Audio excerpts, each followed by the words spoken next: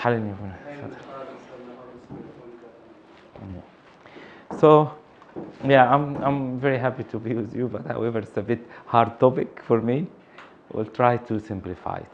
Or some camera new ones as well. Yeah, no, that's all right. So, we'll start first with your background about Hinduism, for example. We'll go through Hinduism, two religions, and two stories. But we'll start with Hinduism. Do you have any idea about Hinduism? You heard about, you have some friends who... Just very popular in India. Okay, which is right. What else? Do you have any idea about it? Or it's mainly in India, of course. They don't eat cows. They don't eat cows. They honor cows. Yeah. Cows, so Yeah. So that's the main thing. But I remember I will start with just quick 2 minutes story. To opener for the starter for you, okay? Because the idea behind what you are studying is comparative religion, okay? So you're not studying it just studying it, but you're comparing. And with every belief we talk about or everything they have, straight it comes to your mind what we do in Christianity. Not only this, because you will use it as and this is the point, how to, if you have a friend in Hinduism, how to use this knowledge to preach him about Christ. That should be the purpose of studying this. But because we're not going much through everything, we're just having some little things. Underneath of every word or every sentence we say, it's a hips. So you can continue that. But so we will just concluding, all right? So the story quick, just open. I remember somebody told me a missionary went to India, and you know they have some celebrations, big celebrations with their gods. And they do procession. And suddenly while this missionary was standing, he saw a lady while they carrying their gods and going in the processions, taking her son, her own son, and running in the procession and taking her son to throw him to sacrifice her son to the gods so they can protect her. So he ran towards her and he holds her, or he held her and stopped her from, what are you doing?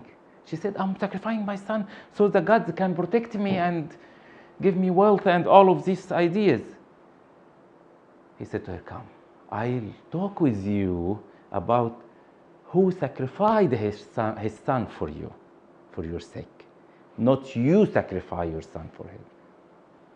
And from there, from this point, he started to preach her about Christianity. This is the story. Now let's talk about Hinduism, okay? So Hinduism is the characteristic thing of it. I've been actually in many temples, actually. When I was in Kenya, I remember I went and visited some temples, actually. They have a lot of Hindu and Indian people in Kenya. And they have too many gods, like animals, like humans, like so and so on. Elephants, the monkeys. So they have too many gods. So which they call it polytheistic religion. So it's poly comes from what? Poly, many. Of course you know this, all right? So poly is they have many gods. And they have sacred texts like what we have the Bible, our holy book. In Islam, they have the Quran and so on. They have some sacred texts or books, they call it, which is these names you see. I'm going to stuck a little with the names so you can read it. Vedas, Ramayana, I have no idea about it. So yeah, I'm just like you, so you read it with your way. Okay, there is no single founder of the religion. Not like any religion, there is a core founder. No, in Hinduism, it's many, or there is no particular one. So they believe combinations of beliefs. It's a mix, okay, and of the Indus Valley people. And so let's have a quick 3-4 minutes video as well to explain a little about it. Okay. Hinduism is the third largest religion in the world, with more than 1 billion adherents globally. It ranks just below Christianity and Islam and is considered to be one of the world's oldest active religions. So where did it all start? What's the history of Hinduism? First and foremost, Hinduism doesn't have one specific set of teachings, nor a specific holy doctrine or founder, though it may have originated as far back as 3000 BCE with the Indus Valley Civilization near the current border of Pakistan and India. Although Hinduism is commonly classified as a religion, it is also considered a philosophy and a culture. Because the belief system has no standard method of practice, it's considered to be one of the most tolerant religions in the world. Hinduism is closely associated with other Eastern religions. In fact, Hinduism incorporated concepts like karma and reincarnation around the same time that similar concepts emerged in Buddhism and Jainism. These ideas deal with the cycle of life and rebirth, as well as the consequences of a person's actions. Another major distinguishing feature of Hinduism compared to most other active religions is its belief in multiple deities. The primary three are Shiva, Vishnu, and Brahma, but there are many others. However, some Hindus consider these deities to be manifestations of a single cosmic spirit called Brahman, who is genderless and omnipotent. Many Hindus also consider the ancient Vedic texts to be sacred. The scripture was written in Sanskrit around 1000 BCE as a hymn to the gods. Within the Veda, multiple major and minor deities are described, including Indra, the king of gods, and Vishnu, a protector god. Today, Hindus recite verses from this text ritualistically during weddings and funerals. Currently, about 15% of the world's population subscribes to Hinduism, with roughly 99% of Hindus residing in India and Nepal. In nations like Mauritius, Fiji, and Guyana, Hindus also constitute a large minority. In America, there are also about 2 million Hindus who make up about 0.5% of the population. Hinduism started in South Asia and continues to thrive there. India's relationship with Hinduism is deep, with the Hindu Nationalist Indian People's Party currently wielding power. India's Prime Minister is also the latest in a long line of predominantly Hindu leaders. By 2050, Hinduism is expected to grow by 34% to about 1.4 billion adherents globally. However, as its influence is limited outside Asia, the religion will most likely stay in the number 3 spot behind Christianity and Islam for a long time to come. For a look at one extreme ancient Hindu practice, check out this video from This Happened Here Now. As we just heard about Hinduism. So, when does it started? Do you remember? 3000 BC. Okay, it's a very ancient religion. Okay, so and as we mentioned, they believe mainly in many gods. Remember these points because we have a little comparison as well between Hinduism and Buddhism. Okay, so because they originate from the same spot. Okay, so they have a lot of sharing ideas, and they have very different things. Right, this left. They have same things and other different things. So remember this. Okay, so polytheistic, which is they believe in many gods. Gods can be in many forms. Okay, and this is what I just mentioned, that when I go and visit, you find animals, you find different animals, you find man, woman, and so on. Okay. The other point, which is the meaning of whatever we just saw. Okay. The Brahma or Brahma, the creator, Vishnu, is preserver, and Shiva. Did you hear about any of these as well? Lord Shiva or all of this stuff? Or in the movies, did you watch any Indian movies or something? Huh? Okay, it's good. Anyway, so this is the famous things. But the main thing which is we need to focus on, and I'm going to repeat it again with the Buddhism, is the reincarnation, which is the main core foundation of the religion, which is built on it. Well, probably all of you heard about it. Okay. We don't have in Christianity reincarnation, but we have in Christianity what? The incarnation. not the reincarnation. The incarnation of God, the Logos, which is very different. But they have the reincarnation. What is the idea of reincarnation? Which gives them hope. Yeah. Being born again. Being born again in the same form. Maybe. Do you guarantee?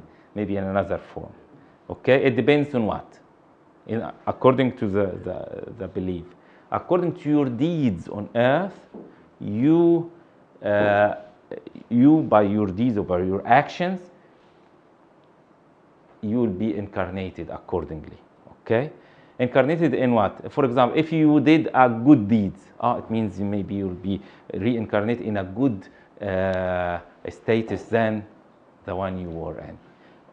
Or if you did bad things, you will be incarnated as an animal, for example, or as a dog or a cat, or and not a good cat. Some people I met in China, they saying to me, I remember this. They want to be reincarnated when they see a very nice dog with very rich people, and they have a very and the dog is a king. I wish when I reincarnate, I be like this dog, not like an ant, for example, or a cockroach, somebody. So it depends. So you be careful. This is what they call it karma. Karma, means your actions, your deeds on earth. Okay. The other level, the dharma, the other one, karma, which is karma comes actually. I connected with the Arabic word karama or karma, like you have honor, so you have prosperity and you have money and you have, so it's very rich. Connected to this is karma. Dharma comes from drama, for example, or suffering. So you're suffering and you're not living a good life. So this is the main things. But how about ahimsa? Ahimsa is mainly the moral principles, which is connected, this word, with the non-violence. So you notice many they are a bit very quiet and calm, and so on. This is the calmness, which is not violent, okay, and so on. So let's see this in a little bit much detail. So karma, as we just mentioned, is actions of person's life that it affects her fate. So according to what you do, which is very similar to some things. This is the keys. This is what you are trying to find. You find the keys which you share it and you start through it. Okay? This is the idea of mission. Okay, I'll give you some ideas from my from my experience in this field when we come to it. Okay, so the karma, which is people earn a good karma, reborn at higher level. So many of who are poor, they're trying to do all the best. I heard it from some Indian friends. Do their best to say, I tell him, why? Because he is aiming to what? When he reborn as a rich man. So it's connected with this money and, richness. So they try to do their best so they can born again in a good, much better, higher level than dharma or dharma. Okay, the religious and moral duties of an individual. So which is the duties you have to do, which is connected to your level of living, your class, your occupation, and so on. And by obeying one's dharma, a person acquires merit for the next life. That's the dharma. What else? So karma and actions. Dharma is duties. Okay. So karma, like you have a bank card. Okay. If you have a karma, it means you are very rich and so on. So this is what they think. Okay. So if you obey the dharma and have good karma, you will be reincarnated to achieve the moksha. Moksha. Anyone understands what is moksha means? Do you know what is moksha means, Miro? So moksha is the main central aim. It's like in Christianity we have, through prayer and fasting and leading a spiritual life, our aim is to become spiritual. To them, this is their highest attainment, to attain moksha. Okay, which is, yeah, the higher level to reach. Like what we, yeah, some, for example, monks, they aim to reach to be more spiritual, to be a hermit, to be, to be sayyah, yeah. So they reach by more prayers and more fasting and more, spiritual actions and so on. So how does the caste system influence the Hindus' beliefs? And this is the point. So you focus because you compare, because in Buddhism there is no caste system. They don't believe in this. In Hinduism, you find these levels a lot in India. So you find very rich people and very, very poor people. So they believe in these levels, okay? It's social classes as well. So this is caste system, is the social classes, which is, they believe it's you born poor, you can't change it. Finished. You born as a rich man, very rich, you can't change it. Okay? And so on. But what you can change your when you be reincarnated. If you do good, you incarnate, reincarnate as you was very rich. If you do bad, and so on. Yes. So you're unable to change your class within the current life you're in. Yes, on this present life. But by your actions, you change in the next life when you reincarnate. And also the way they perceive people. So if somebody in the class in India, for example, is in a rich status, they automatically assume that this person who's poor or has an illness is that way because of their previous life. Yeah. So that person from poor, they can become rich. And they can, through dharma and karma, become better individuals in their current life. But automatically, when they see somebody from high class, see somebody who's injured, Yeah. or somebody who's born with an illness, their own belief is that this person is like that because in their previous life, they didn't do well. So this is why they separate from them. That's why there's a class Exactly. system. So they try to do their best to improve their coming life. When I come again, I'll be in this situation. But how they motivate people to improve their life? Exactly. In the current life. Some, Yeah, some. Yes. Can Some. work hard and Yeah, So some the caste they do. system, yeah, usually the rich people, they actually treat them differently because they believe they've got the illness or they're poor or they're sick or whatever, and they deserve it. okay. But if someone not ill but does work hard to get thinking in his own current life to get better Yes. Yeah. in a different class. Yeah, of course. So the main goal of life for Hindus actually to know who we are. This is what they focus on, where we have come from, to become one with our source, to realize our full potential, and to become one with Brahman. I'll tell you what is Brahman. And moksha, which is self. We just mentioned moksha, which is self-realization or liberty or freedom. You reach very high level of spirituality, which is freedom. Okay. Is moksha similar to the nirvana in Buddhism?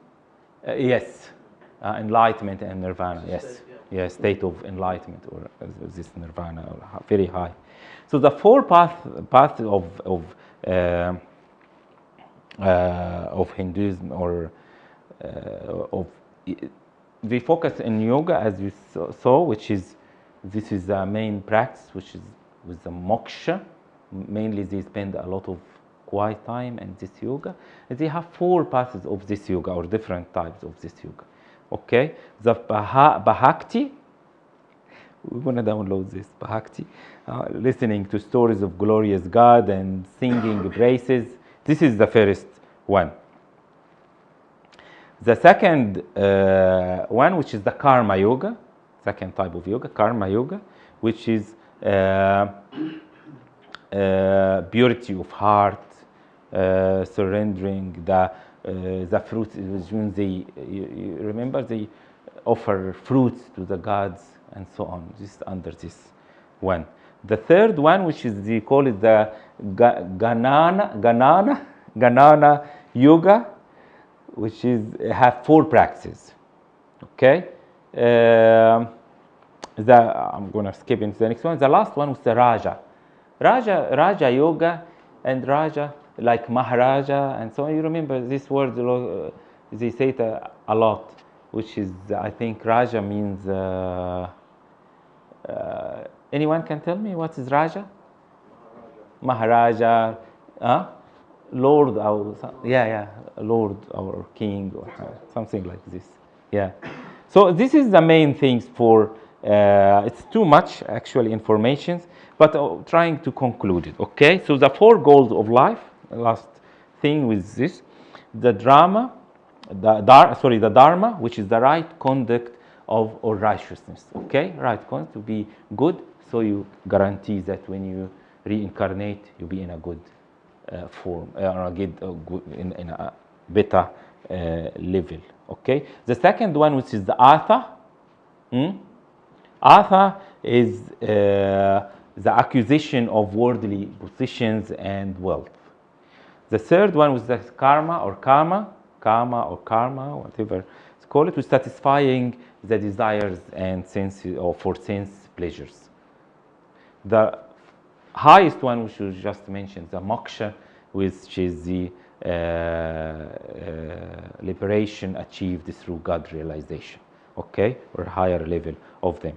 So this is the main levels. The last point with Hinduism is the sacred animals and rivers and so on. So they mainly have the sacred the cows, as all of you know, and the elephants as well. Find that too many god or statues of elephants in their temples. Okay, the Ganges River is the most sacred river in Hindus. You know why the Ganges River is considered sacred? Because mainly they consider the same idea like what they consider the cows, for example. Why it's sacred? Why do you think the cows are sacred? Because what? Example of giving. Example of motherhood or giving. Is that right? Same idea with the river. It's giving. It's giving life, giving water, which is the source of life. Okay. So this is the main. So they consider any animals or any things actually giving these sacred. Okay. Okay. As an example of sacrificing and giving. Let's go. Quick jump into Buddhism in 10 minutes, and then we have something else.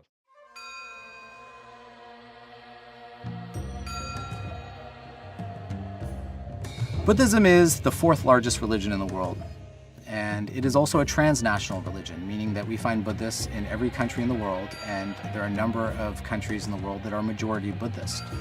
Most Buddhists would think of themselves as belonging to one of 3 schools of Buddhism: Theravada Buddhism, which we find in South and Southeast Asia; Mahayana Buddhism, which we find in East Asia; and Vajrayana Buddhism, which we find in Tibet and Mongolia. Buddhism really starts with the story of Prince Siddhartha, who was born in present-day Nepal 2,500 years ago. And when he was born, a great sage came down from the mountain and told his father, the king, that your son will either be a great emperor or a great spiritual teacher. The king was determined that his son would become a great emperor, so he vowed to shield his son from the suffering and misery of the world and kept him inside the palace walls, where he lived a life of luxury and hedonism. But when Prince Siddhartha was 30 years old, he snuck outside the palace walls and saw for the first time human suffering, and he vowed not to return to the palace until he had solved the problem of human suffering. Over the next 6 years, he spent wandering through forests in India looking for truth, until he finally came across a tree in northern India, and he vowed to sit under that tree in meditation until he became enlightened. 49 days later, he became enlightened, and he was known as the Buddha, which in Sanskrit means the one who has awakened. Buddhism is different than the other major world religious traditions because it is not oriented around God, but oriented around man. And what Buddha taught is that we create our own suffering, and the path out of suffering lies with us. We can alleviate suffering by changing our perception of ourselves and our world.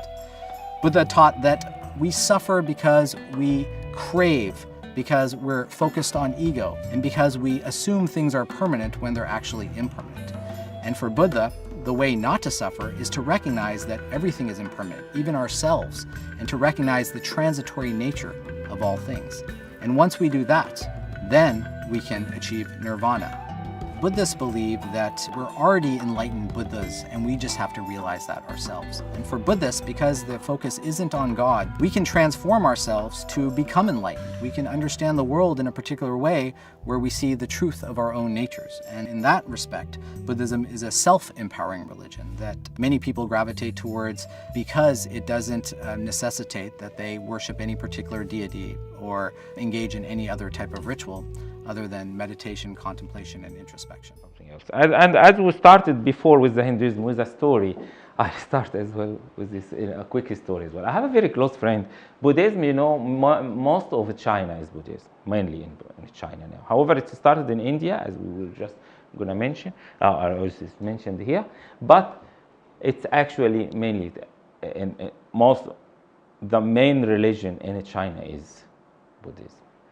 And in Sri Lanka as well. When I went to Sri Lanka same time last year, or January last year, to visit a friend. And actually, I found in Sri Lanka, they are more religious than in China. In China, I didn't see much, for example, the statues of Buddha. But in Sri Lanka, in Colombo, every few meters you find a statue and like a little shrine, and everyone is going, taking blessings and moving like shrine, small. So they have a lot. Every it's in every street or everywhere. But the story, I have a very close friend in his family, in back. Still, I'm connected. I knew him now for over a year and a few months. And we were talking, he's a Buddhist, but his wife, thankfully, thank God, before we come last time, we approached her and we started, and my wife and myself, we started to sit with her and always we do Bible study with her, and we have very connection with them. And the family, they love us and they invite us and invited them and so on. We spend with them a lot of time and discuss. So this guy, he always, when we talk about this, consider it more philosophy. He takes it from the, philosophize, I don't know what to call it, every single thing we say. And we go through and start to go into a endless discussion. But when we started with him, he was like all religions for him are the same, okay? Because in Buddhism and Hinduism, they accept all the other religions, to be honest. They don't mind all the other religions. So they don't have wars and they don't fight with other religions, if you notice. Not like some other religion, which is always fighting with all the other religions. But in Buddhism and Hinduism, they don't, to be honest, because they accept others. So he was very wide with discussions, and I found I never started the discussion with him. We pray for him, but every time we meet, he starts to speak about religion. Until before we come, he started to be more leaning towards Christianity. And in the beginning, he was very neutral for all religions. And then he came to me and said, but I feel the teachings of Jesus is the best. I found him telling that. I said, why? You change it. And little by little, he is going to be, hopefully he's going to join his wife. So it changed. A change with prayers and with using some, because in the discussion, I don't want to go through a lot through it, but during the discussions, God gave some wisdom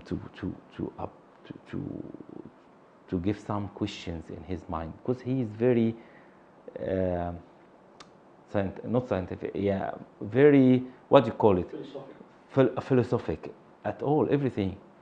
So anyway, so hopefully we pray that he will be fine. But still we are in connection with him, and still until yesterday, talking with him and so on. And Mary, my wife as well, all the time talking with her as wife, and keeping the family, and connected them with somebody there who's so to take care of them. Anyway, so Buddhism or Buddhism started in India, so shares a lot, and Buddha or Siddhartha Gautama, okay, he is the one who is the founder of he was actually a prince, so he was very rich.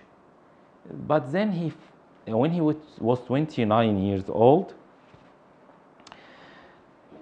he started to think about and devote his life to achieve the nirvana. And after 6 years, he reached, when he was 35 years old, he reached this enlightenment level, or whatever they call it, nirvana. Okay, so the main beliefs of Buddhism are what? Is that similar to what we just mentioned about Hinduism, or what do you think? Is that?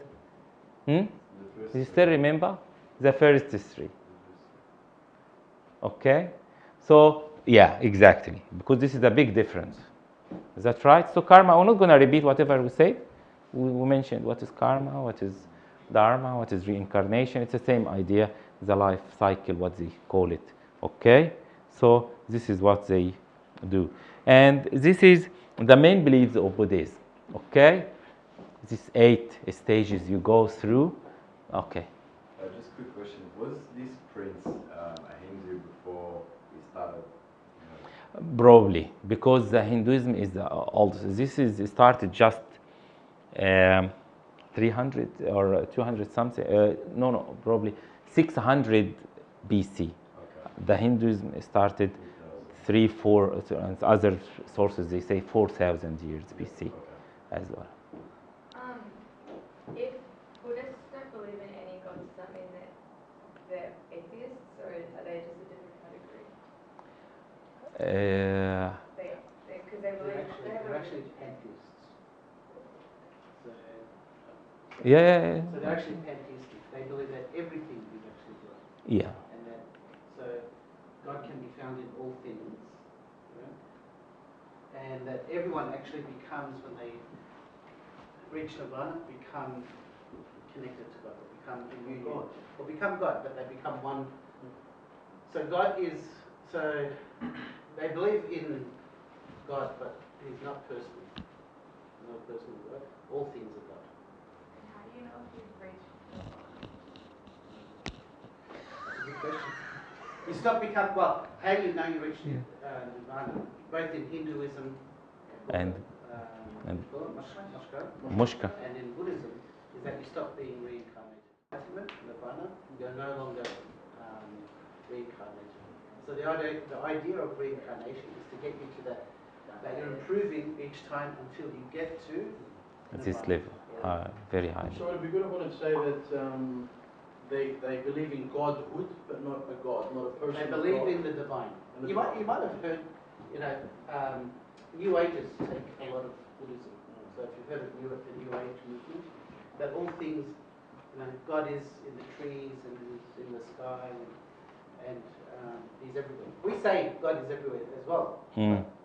God is in all things, but He's a personal God. So God can be seen and understood through all things, but not all things are God. There's a difference. Whereas for the Buddhists, everything the divine is in all things, and when I reach nirvana, I become one with that divine. But do they have the story of creation or anything? Not our story. They have their stories and myths. They have, for example, similarities between their God and the Greek, the mythology. The mythology, the same. And I can show you some pictures. It's the same. in the same, exactly the same. But here Heracles, for example, and here the other one is the Hera Shiva or Hera Shiva or Buddhists are more yeah. concerned with So- the philosophy of living life. Okay. So they're not, exactly. to them it So doesn't they- matter where you can, like to them there's a level of importance, Yeah, yeah. but they take the teaching from Buddha as to how to live life today, to speed up that process or to do it right or to attain. For that reason, they don't call it a religion, they call it a way of life, Buddha. So they don't believe, they don't consider Buddha a god, Yeah, which is very, so, but they just follow his teachings and his way of life. They don't consider him the God, they consider him a God. Yeah. That's actually He attained Godhood. He's attained God, yeah. He's Yeah. attained God. Yeah. That- That's why I believe, I think it's, they don't believe in God as what we do, as a person of God, supreme. but they believe in Godhood, Yeah, yeah. In the divine. in the divine, evolving into, So the main belief of Buddhism, they believe that if they can gain enlightenment, they can break out of the reincarnation cycle, and which is they call it the nirvana. So you reach, as Abuna just mentioned, okay, which means gaining perfect peace, free from all sufferings. So it's the main idea, okay, to reach this level is no suffering, okay, no complaint and so on. So the four noble truths, life is full of suffering. This is the first stage. Suffering is caused by desire. Eliminate suffering by eliminating desire, and eliminate desire by following the enlightenment path or the middle way, which is we just mentioned, which is goes through all of this one. This is the middle way, okay? Wisdom, ethical conduct, and mental development. All right. So that's the main points. Buddhists do not believe that, as we said, in the system of leveling or social divisions and classes and so on. This is different. Less judgmental, I think, than the Buddhism. Yeah. So the nirvana is the goal of every Buddhist to reach this level, so to escape, not to reincarnate as a cat or as, okay, escaping from this ahima, which is non-violence. And from my experience, to be honest, I found them. However, they speak very loud sometimes, but mostly they are peaceful. From your experience with many Chinese, find them a little, they don't like violence at all, and they avoid violence as well. Not because of their little size, but maybe because no, but because of but because they're not afraid. I mean, to fight because they're tiny. No, but they are because probably of this beliefs. Okay. And this is the spread of Buddhism. Started from where? From India, and then went to Sri Lanka. From Sri Lanka, spread all over Asia, in Burma, Thailand, Vietnam, and so on. Here, all of these areas, and then fell China, or from this side until it reaches to Korea and Japan. Okay, so this is the two ways, and so to fill this area.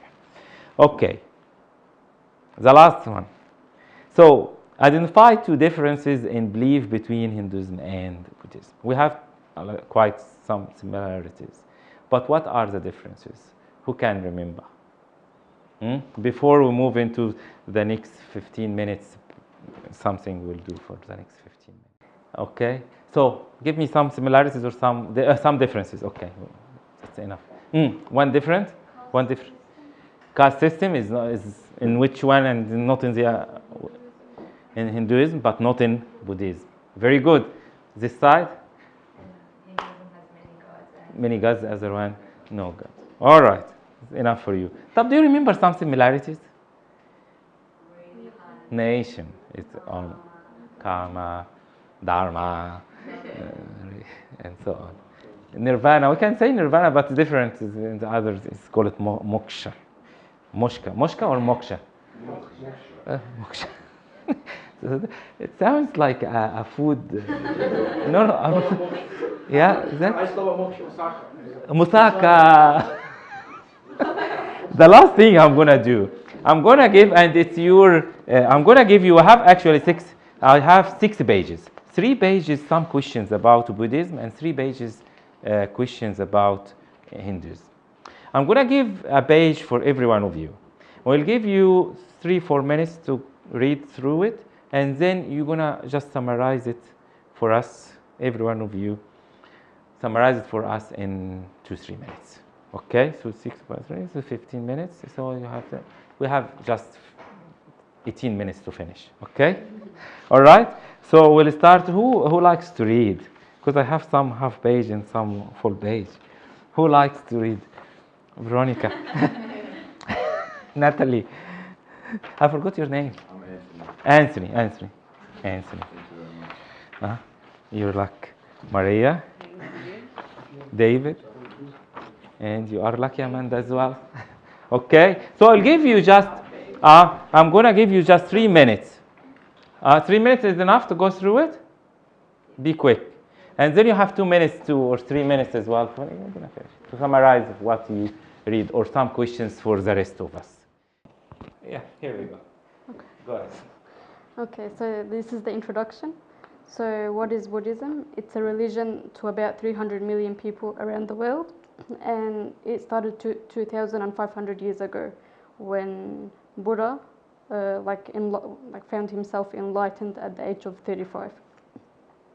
So as said, it goes beyond religion. It's kind of a way of life and a philosophy, which means love of wisdom. And so their path can be summed up as 1, to lead a moral life, 2, to be mindful and aware of thoughts and actions, and 3, to develop wisdom and understanding. So how can Buddhism help me? So it can help us in how it explains the purpose of life, and it explains apparent injustice and inequality around the world. And it provides a code of our way of life that leads to true happiness. And also, some psychologists found that it's good, it shows, it includes deep understanding of the human mind and natural therapies. So that's why it's becoming popular, especially in the Western countries. So who was Buddha? As said, he was a prince, so he came from a royal family, and at 29 he realized that wealth and luxury did not guarantee happiness. So he explored different teachings and philosophies of the day to find true happiness. And so after 6 years of study and meditation, he found that found the middle path and was enlightened. So after enlightenment, the Buddha spent the rest of his life teaching the principles of Buddhism until his death at the age of 80. So he was not a god, but he didn't claim that he was, but he was a man that taught a way to enlightenment from his own experience. And Buddhists don't worship idols; they pay respect to images of the Buddha, but they don't worship or ask him for favors. And they just bow to the statue as an expression of gratitude for the teaching. And why are so many Buddhist countries poor? Because they found that wealth doesn't guarantee happiness, so some rich people or people could suffer, but those who understand Buddhist teachings can find true happiness. Very good, well done. Thank you. Number 2, Natalie.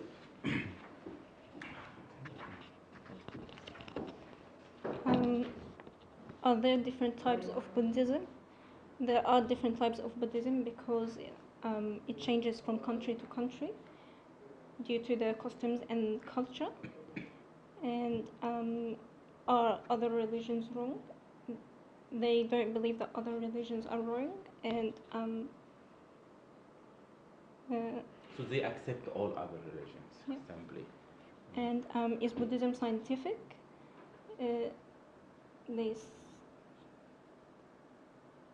They said it's more understanding than faith, and they say that the 4 noble truths can be tested and proven by anyone. And what did the Buddha teach? The Buddha taught many things, like the Four Noble Truths and the Noble Eightfold Path. And the first noble truth is that life is suffering, and the second noble truth is that suffering is caused by craving and aversion. And the third noble truth is that suffering can be overcome and happiness can be attained. And the fourth noble truth is that the Noble Eightfold Path is the path which leads to end of suffering. And what is the Noble Eightfold Path? Is which we mentioned the middle way. You remember this 8 stages, the middle way, the wisdom, the ethical, and the mental development. All right? Thank you. Number 3, here. Okay. All right. Okay, so within Buddhism there are 5 precepts, and that's their moral code. And okay, so they are: do not take the life of anything living, so don't murder; not to take anything not given freely, so don't steal; to abstain from sexual misconduct; to refrain from untrue speech; and to avoid intoxication, because that's like losing your mindfulness. Okay, so they believe in karma, and that karma is the law that every cause has an effect. And so that explains like inequality, and like why some people are disabled and some are gifted, and like why some people might die early.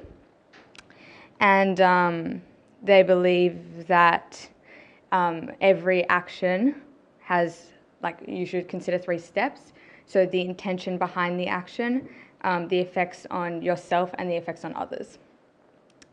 And they believe that wisdom and compassion kind of go hand in hand. So wisdom is, you attain wisdom from experience and from understanding truth and reality and from having an open and objective mind.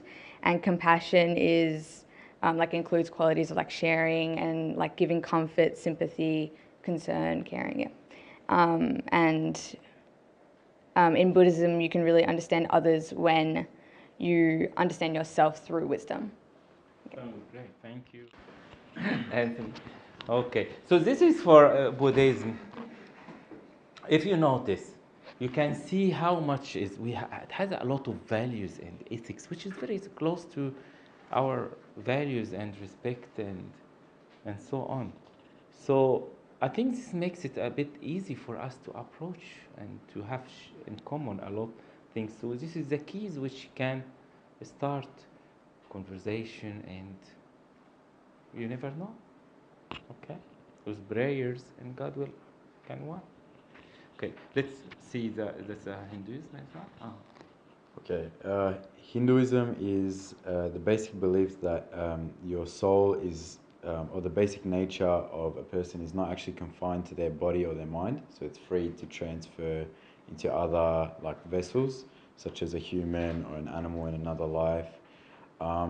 And as we said before, Hinduism started about 3000 BC. It was the religion of an ancient people known as the Aryans, and they were called the noble people as well.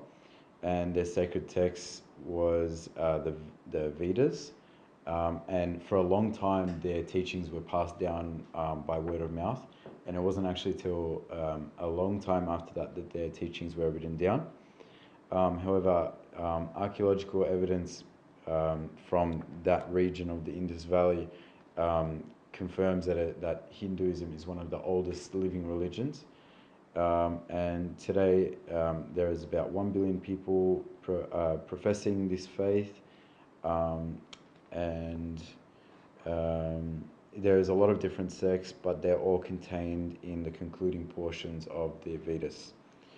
So what do they actually believe in practice?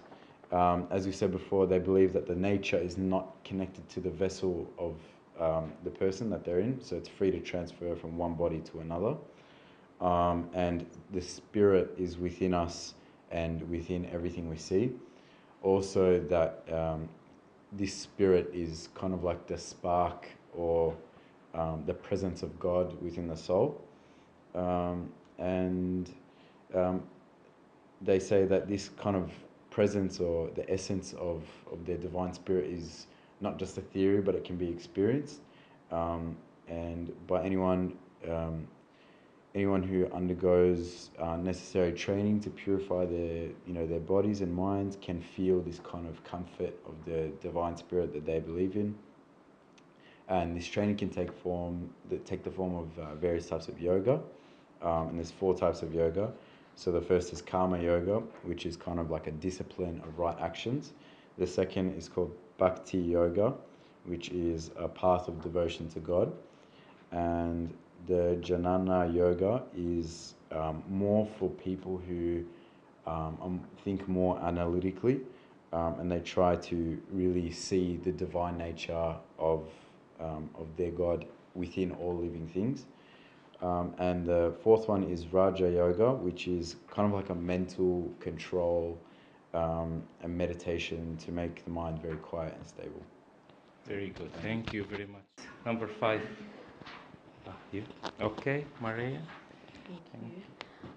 Okay, so what are the manifestations of God in Hinduism? So basically, they believe that the general name for God in Hinduism is Brahman, and basically all the other gods are manifestations of this one God. So basically, they use the metaphor where it's like one person can be called father by their son, and then also be called like husband by his wife. So that person, like the son sees that person differently as the wife sees that person. So that's why they have like different gods. They're different manifestations. Like they have different names like Shiva, Vishnu, Kali, Durga, all that. And so basically, that's why they have sects in Hinduism. So basically, since it is one infinite God that is being looked at in different ways, all these manifestations or gods can be prayed to for help and protection. And so if a group prefers a particular manifestation or God, then they'll form a sect devoted to that God. And then also we have, what is reincarnation? So it's basically based on karma, like cause and effect. So they thought the events of this present life are not enough to account for such suffering. So they thought to themselves, why am I suffering? I haven't done that much in this life. So they came to the conclusion that they must have had like previous existences, and that they are now reaping the results of those previous actions. So that also gives them hope that they can take charge of their own destiny, like right now in this present life. However, as long as desires remain in the mind, the tendency towards rebirth will exist. So sort of similar to Buddhism. Yeah, very simple. Okay, thank you. And lastly, no, that's okay. David. So in Hinduism, there's a concept called Maya, and this concept basically means that everyone doesn't see the world as they should, which is in a spiritual and godly way. They separate the two worlds, and an example of this is that in a dark, at night time in the dark, you might see a rope on the floor and mistake it for a snake. But if you bring a light or a torch, you'll see that it's just a rope. So this means that we have to shine a light on the world and look at it clearly, and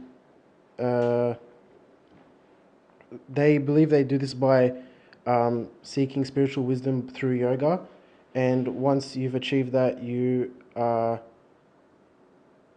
achieve moksha. You reach the highest level. Yeah.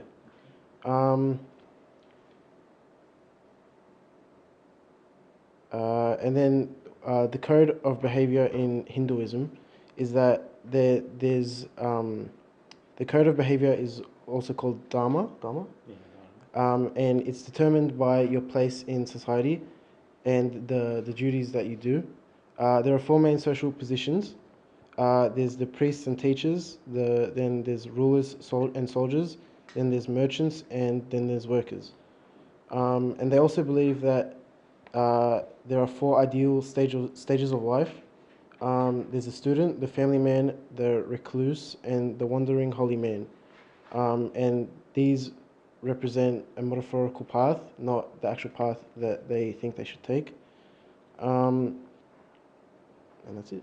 Yeah, that's all. Thank you. Thanks. Thank you very much. Any question? Or wait, خلاص finish. Sorry. Yeah, sure.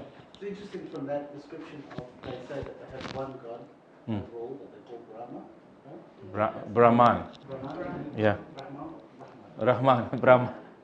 But all the other gods are just a point of view or a manifestation of that. Yes. So I wonder if it's correct to say that they're actually polytheistic. So, I don't know. Well, that was Hinduism. That was Hinduism, yeah. That's in Hinduism. Because we call them polytheistic. Polytheist. They have many gods. Oh, as in like you were saying, because they only have one. So I'm just saying, yeah, this description.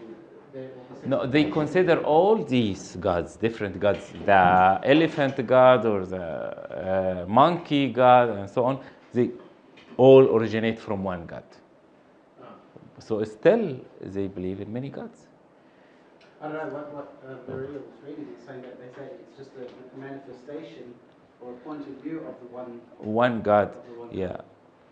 It's in my experience, well, they're very superstitious. So a stone or something can become sacred because of a person's belief. It's like a good luck charm. This is what I believe. That's why, in the olden times, they used to worship idols. Even in ancient Egypt, right? Our ancestors, they used to worship, and they would believe that the spirit of this holy God that they can worship is actually existing within the stone. The point we were talking about here was that Maria read a description that Brahma is the one God, the one, but all these other gods are just a mirror or a manifestation of that God. Yes. So what I'm saying is, I wonder if it's correct to even say that they're polytheistic. It sounds like they actually believe In one god. They're not like the ancient Egyptians. The ancient Egyptians had many gods. Yes. But it sounds like from what Maria was reading, is that it's not that they believe in many gods, it's just a manifestation or a point of view of that one God. Anyway, something to think about it. Yeah, it's manifested in. Over 3,000 or over 5,000 identified gods in India? Is it Sorry? over 3,000 or 5,000 gods? It's too many, but I can't remember. Thousands, right? Yeah, thousands of gods. Anyway, I'm going to end it by something, just 1 minute. I remember when I visited this Hindus, because we ended with Hindus, is that right? With Hindus. So I remember when I visited, and I saw many gods, elephant god, it was on this side, and so on.